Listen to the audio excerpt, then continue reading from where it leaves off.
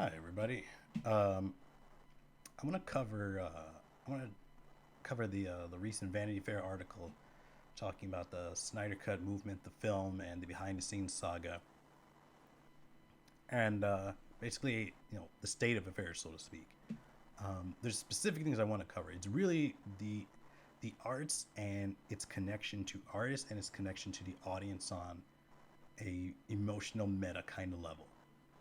And one of the big striking things from this article was obviously you know the the um, the memoriam, the tribute, the nature of Justice League for their fallen daughter Autumn, and how it informs a lot of the film. Like a lot of like the nature of this film, and that they're even finishing it is tied to that memory.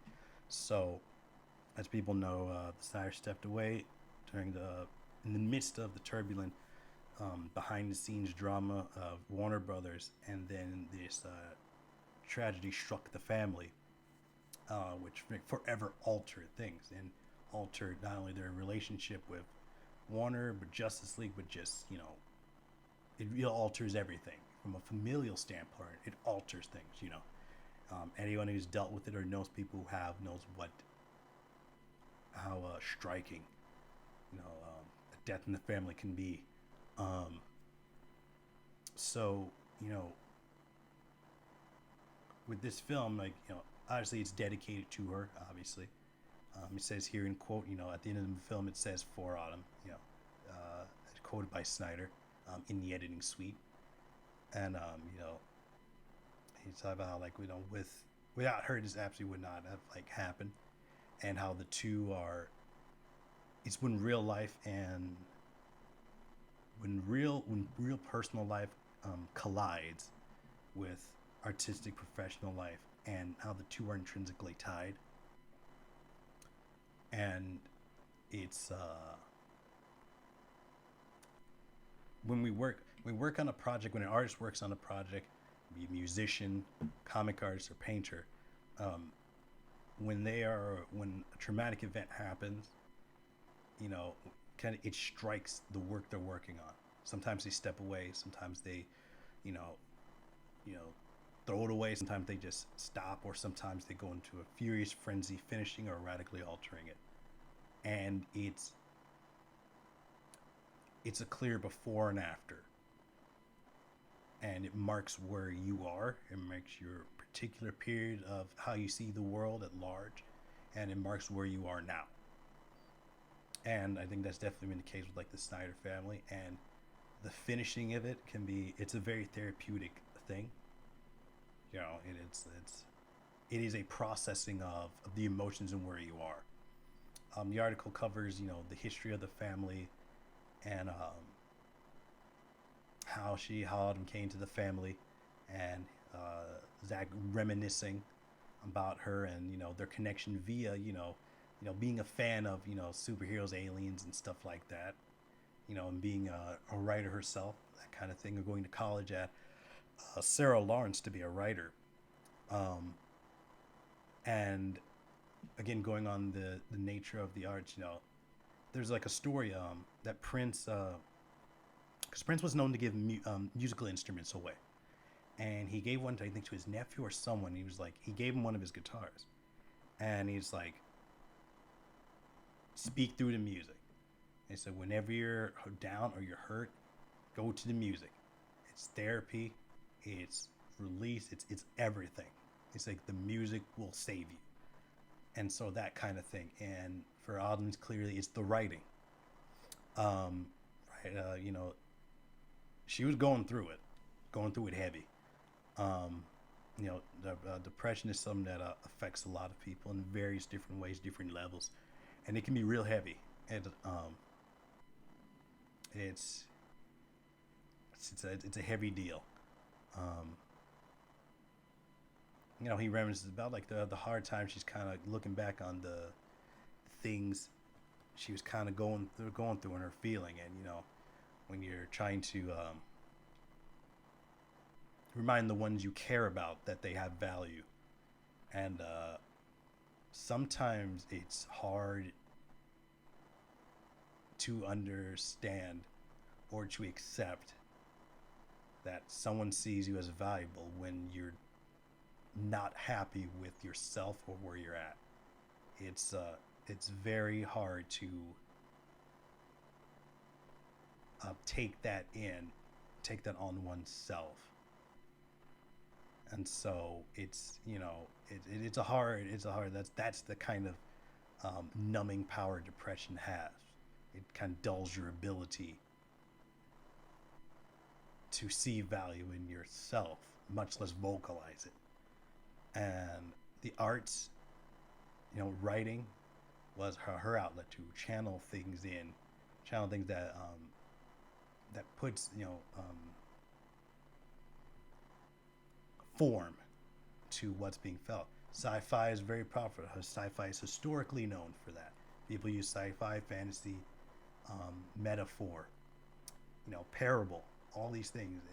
It is to date still the most powerful way to speak to people in a disarming manner that allows them to listen. Because in a casual conversation, sometimes people's guards are so up, and there's uncertainty, vulnerability is very scary, which is interesting because the arts itself, it's very vulnerable. Even if you put veils in front of what you're feeling in the form of metaphor, and we get Star Trek, Babylon 5, Blade Runner, Conan. The list goes on and on. And she adored sci-fi. Her main character is always in this battle with things from another dimension that no one can see. But it's a serious war. That war is happening every day. I think so many people are in that battle, and they smile and nod at you. There is a lot of truth in that. There is there's still a lot of learning about what to do and how to communicate with people in depression, because it's a lot of ways it's also a hot topic, because depending on how much one has been affected by it and feels it, and then someone dealing with someone who is it's perception is a very hard thing for people to understand, and where they're at and how we process things. And writing music, it's always a good way to try to painting, it's good to, it's a pressure release. It's very important. And for the person going through it, it is a way to speak, even if it's just a whisper. And all this stuff going on, obviously, was a bigger deal than the studio being incompetent and conspiring behind Zach's back. And it goes through here, talking about the Snyder's attempting to try to find using the work to finish Justice League to kind of help process the heartache of what was going on, and ultimately leaving to be with their family, as understandably, and the studio really going and basically lying about him picking as Joss Whedon, and lying about the film being his, and lying about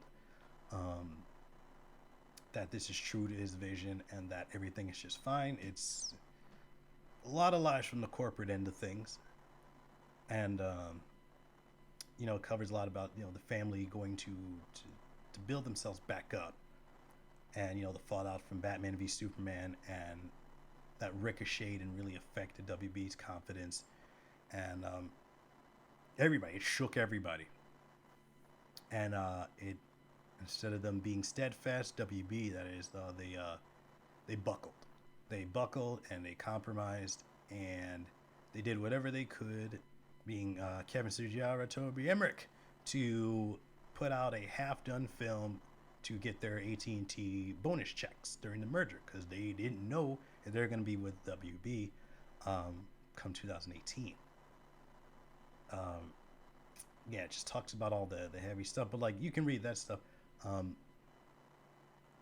the note of, the because the perspective of the studio was that what the serious storytelling Zach was doing was considered more they felt it was quote darker, right? Um, because unfortunately, we're in a space where serious storytelling is seen as dark. Basically, a film like say, a film like say,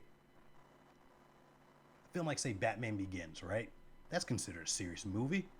Is seen as just as quote dark or serious as Schindler's List or A Time to Kill, or What's Love Got to Do with It.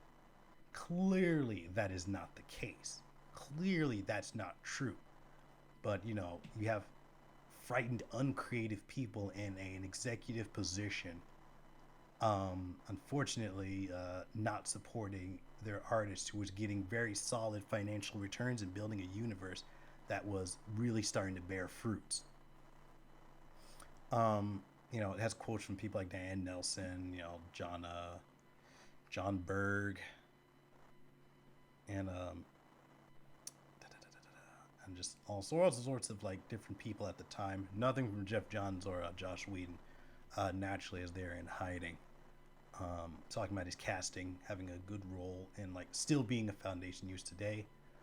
Um, but what I want to talk about is like one of the things that are content has always been a curious thing. You know, Zack's Superman story was about basically Superman finding himself in this world. The story was originally a 5-part epic. All right, each one being a chapter, a serial, if you will, those mini serials, showing where Superman is at a given time, and taking you from this journey from Superman beginning where he is to becoming the icon he's known worldwide. And along the way, there's using different ideas and different takes, kind of like a graphic novel. Um, there's and what's been polarizing. Those have been different elements that have definitely been talking points. There's like not everyone. There's like some people, as fierce as there are people that don't like Snyder's film, there's people who fiercely love the films, and then there's everything in between. Things like Paul Kent dying, or Superman not seeing Paul Kent, or the Doomsday fight. Things like these are like as people would point out, it's people are very possessive of characters like Batman and Superman. Storyboard artist and director Jay Oliva said, "Mike, making a Batman film is extremely difficult because everything is pulling at what he should or shouldn't be. Is he allowed to kill? Is he allowed to use guns? How much? It's like even though even though that the original Bill Finger, Bob Kane version did those things because he was a variation of Zorro and the Shadow, who used sidearms." And he was a wartime kind of hero, much like Superman. Superman was a hardy wartime kind of character. He would burst through your door, he would throw you out a window. He was a very no nonsense character, although he did have kind of a hardy kind of humor to him. But on the note of ideas, at the time, there were different ideas that when they read the script for in the fallout of BVS, when they read the script for Justice League, that they were not thrilled with, particularly coming off of like the events with like the fight with Bruce and Clark and the whole Martha thing. And so there's a lot of the things that are like mark the films kind of thing. So for like interesting topics, they're like lightning rods. And so a lot of people clearly resonate with Batman and Superman in a lot of different ways or different reasons. But so when an idea comes in that is that pushes perceived boundaries or takes Superman in a different, or a character in a different direction than maybe a preferred take, it can have different responses. So again, the Batman gun thing. So there's many different versions of Batman. So this may be like, well, okay, it's like this may be a roller coaster ride that isn't for you, and it's like there's many different takes to Batman. So it's a bummer as it may be that like, oh, I don't like like you may not like a thing. It's not necessarily required that everyone like 100% of a thing to like enjoy it, but we're in an area of extremes, and it's like you're not allowed as a creative to to do different takes that pull from different eras of his 80-year history, Batman, Superman, Wonder Woman alike. So it comes to this idea that's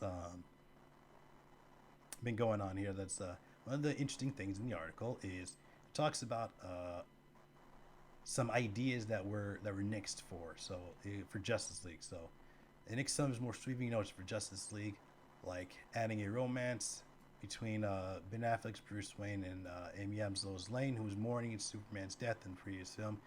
The intention was that Bruce fell in love with Lois and then realized that the only way to save the world was to bring Superman back to life, said Snyder. So we had this insane conflict because Lois, of course, was still in love with Superman. We had this beautiful speech where Bruce said, Alfred, I never had life outside the cave, and I imagined a world for me beyond this, but it's what makes me think that if I can get this group of gods together, then my job is done. I can quit. I can stop. Of course, it doesn't work out for him. Okay. So, obviously online, there's a lot of people, there's a lot of different hot lead contested feelings. And not all the discussions people are going in are in good faith, meaning that, you know, instead of a cheerful, nuanced discussion online of the ideas about this idea, it's more like a sniping back and forth. Either people are like fiercely for it and curse you. You're not valid if you don't go along with it, or people who are fiercely against it and curse you if you're not with it, or if you are with it. But I think what's interesting here, I think wording is very interesting, especially when it comes to Mr. Snyder. So we have this here, like, first off, there's a lot of misinformation in this article, but what's curious here is it's saying it said what's nixed for his version of Justice League. I don't know how accurate that is. Okay. The assembly cut was like nearly 5 hours, and apparently Zach he shot film. He shot like enough for 2 movies. So if he did anything like Richard Donner and shot scenes twice, alternate scenes, alternate takes, in case a time came where he could kind of patch together his version, it is possible he has filmed this stuff. He filmed this stuff. It's possible. It's certainly possible. Because he says this version of Justice League is no compromise. And if we're talking no compromise, then this may not be as nixed as we thought. But what's interesting here is the intention was that Bruce fell in love with Lois. Pay attention to that wording. Fell in love with Lois versus they fell in love with each other. The thing with here is, and then, okay, well, let's keep going. Okay, so then on top of that, it's then realized the only way to save the world was to bring Superman back to life. This is also interesting because one of the things that Zach has been very coy about, or very quiet about, is Bruce and Clark's relationship. Like, what do they? It's like right now they have none.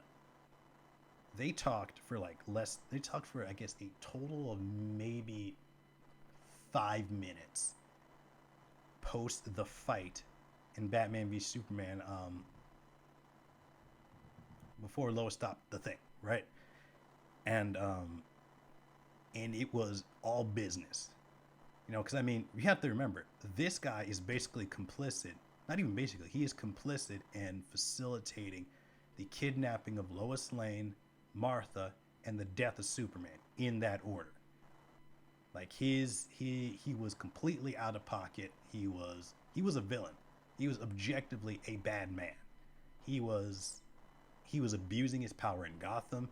He was doing proxy executions, even without him knowing he was Lex Luthor doing it.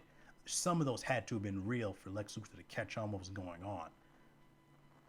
He was objectively awful, which is actually in line with the Dark Knight Returns Batman and the Dark Knight Strikes Again Batman, who is just an awful guy.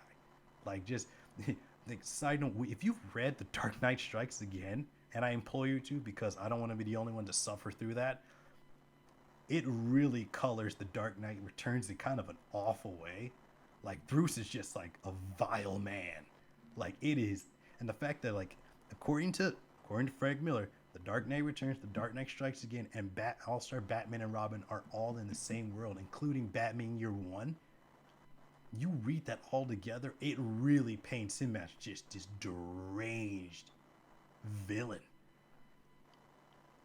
It's also in those books that you really see that Frank Miller just does not like Superman.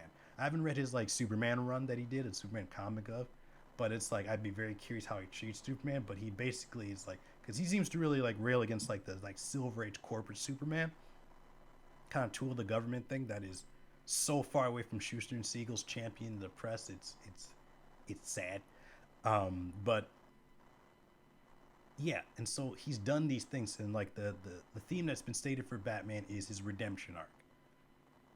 You know what I mean? Like he has done far more wrong by Clark than he has ever done good thus far in the films we've seen.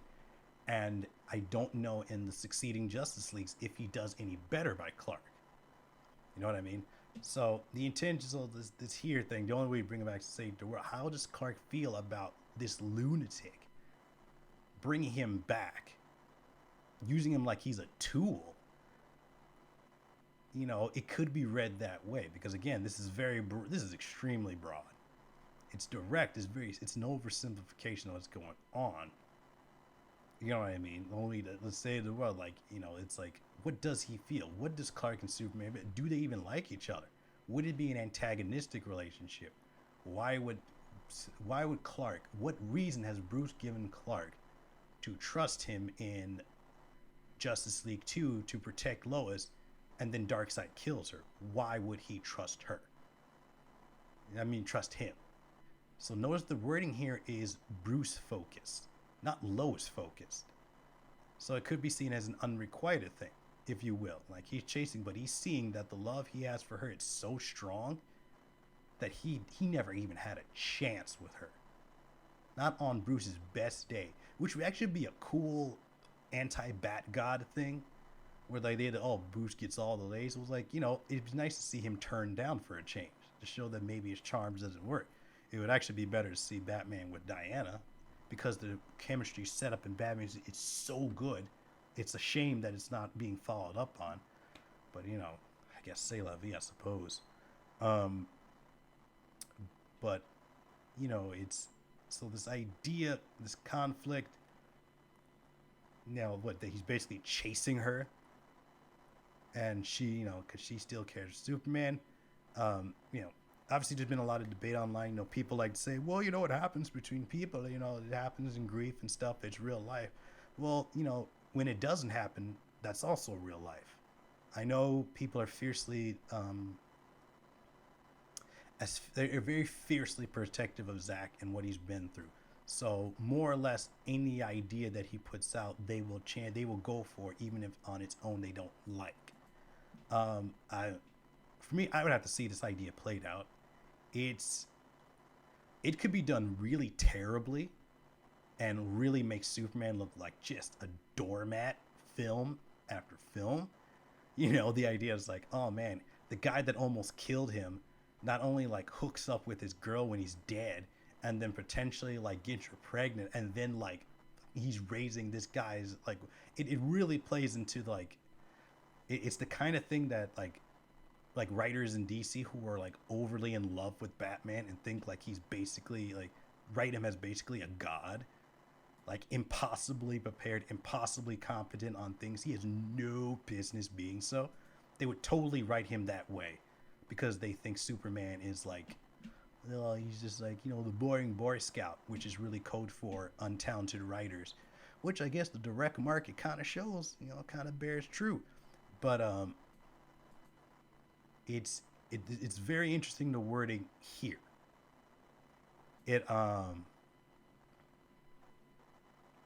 It's interesting because it's like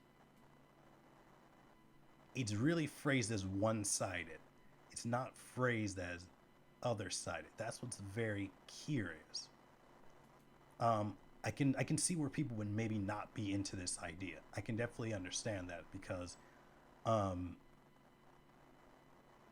it could easily be read as, more Batman, doing whatever he wants with no consequences, essentially. Like, yeah, he got Superman killed, but whatever, he can like grab his girlfriend. Yeah, I mean, he's partly the reason why Darkseid like kills Lois, but it's cool because Batman helps, like, he teams up with the Joker, so it's fine. Yeah, Batman may have sired an illegitimate child, but it's okay because like he sacrifices himself for Darkseid. It could read as, whose story is this? Is this a story about Superman becoming the legend he is and us getting behind him? Or is this more Batman is so cool, look at Batman stuff. Look how much cooler Batman is than Superman. Kind of like how certain writers write Wolverine really too flatteringly and are unreasonably cruel to Cyclops' character. Even though like Wolverine is objectively like, when Chris Claremont wrote him, like Wolverine is not a dude you'd want to hang out. He's not like overpowered the way he is now. And so this kind of thing, because people are very much behind, like it's Lois and Clark, Amy Adams and Henry Cavill's character in the film is very much something that people really enjoy. And there is I will say, an unfair narrative that Snyder hates Superman. I disagree, obviously. There's actually a reason in this article why, but it's like, you don't make a film like Man of Steel and Batman v Superman and treat Clark so respectfully and present him in a strong light, even when he's conflicted, if you do not hate, if you do not like the character or have any kind of respect for the character. And clearly there is a respect and an appreciation for the character. If anything, I would say, if you look at the films alone, I'd say his favorite character is Wonder Woman, because in the film, like even though like in BVS she has like limited screen time, she's shown not only just like the most like dominantly, she's not shown in any weakened state whatsoever. She's shown in completely strong and cool form. I'm not saying anything wrong with that, but I'm saying like if we were to extrapolate things, there's an element here. Where is it? It was talking about going back to the familial element and him being an adoptive parent, and said why he was so invested in the story of Kal-El being a powerful being who became Superman thanks to the love and care of Jonathan and Martha Kent. One of the reasons, so like this is clearly not a dude who hates Superman and would just make a movie that's like 80% him being dragged through only for like 2 minutes of looking good. Then he wouldn't waste his time on the film. He's got tons of other projects.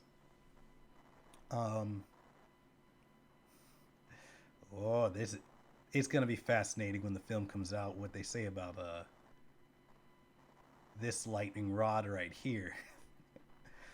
Man, the cast of Justice League is a fascinating case study. Like, my goodness, the trouble we get into. But here it's an interesting thing, because it's like the question is why, like an interesting where it's like, why are they even bringing Superman back? It's the big question. You know what I mean? It's like, is it just because of Steppenwolf? Does Bruce feel bad? I'm very curious about their relationship. Are they going to be partners, or even are they going to interact? Because honestly, there's nothing narratively saying those two have to interact at all. Like, there's nothing that Bruce has done to gain genuine like goodwill from Clark post death that we've seen yet. I think it's a nuanced discussion. But I think the fact that, pay attention again, instead of like, because it's easy to, I think people are seeing it as a Lois is like basically, Lois is the prize to be won, but that's not necessary. That's not how like she's been depicted in any of the films. I think it is him seeing just how much love Superman has by proxy of Lois. Like it would be a really, like, I could see it being a thing. Yeah, like as I said before, that Lois sees she cares, but it's like she basically friend zones him. Like Bruce being friend zoned would be the most hilarious thing. Like, because that's how strong his like Lois's love is for Superman, even in death. So that could be another direction. I don't know what they're gonna do. I don't even know if it's in the film. It may be. It may not be. I don't know. But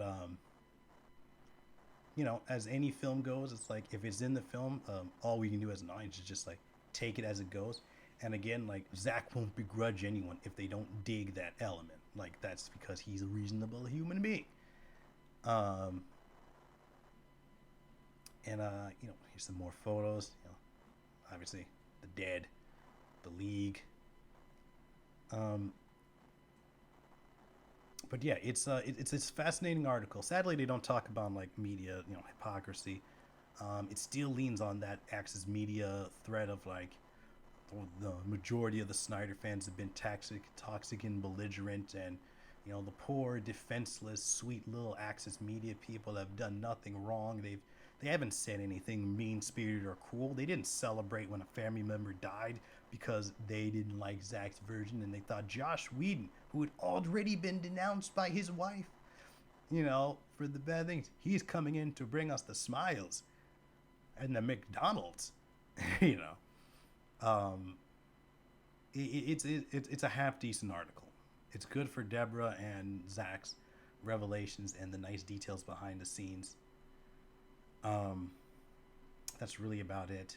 They don't talk to anyone prominent in the Snydercut movement, like a Fiona Zing, who has a close association with the Snyder family. They don't go anywhere near that. Um, you know, they really gloss over the charitable nature of what we the fans have done. But yeah, give it a read. It's half decent, and yeah, that's about where I want to leave it at. So, uh, give a like if you like, thumbs down if you didn't, and have a good day.